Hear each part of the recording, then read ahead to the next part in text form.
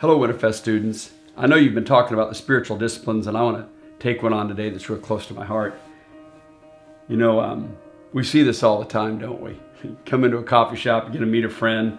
You know, they're looking at their phone. You might be actually walking and looking at yours, and we're catching up with people. And a lot of times, you know, we even take it for granted. I mean, I've seen people do this on a date. I've seen it in church and classroom. And so the reality is that we're used to kind of this disengaged engagement. So what I want to take a few minutes and think through is this idea of the spiritual discipline of conversation. Others actually call it the spiritual discipline of engagement. You know, engagement with God, engagement with yourself, and engagement with others. Most of the time when we think of engagement, it's that we're either answering someone's question for some specific response, or maybe we're telling somebody something. Oftentimes we'll even kind of get worked up for that. I'm going to tell them what I really think. Or we even use expressions like, I got to get this off my chest, or I'm going to, blow off some steam, or if you don't stop doing that, I think I'm going to blow my stack. Well, how does that really engage?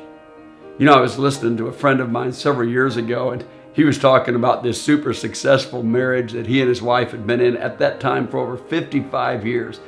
It was pretty clear when we were hanging out with them that they were still having a blast, still dating in their 80s. He said, there's 3 magic words that I always make sure my wife hears. And I'm thinking, oh, I love you, He said, no, my 3 words for my wife are tell me more. He said, see, most of the time we're almost just kind of breathing in rhythm with somebody else's conversation, waiting for them to take a breath so we can dive in.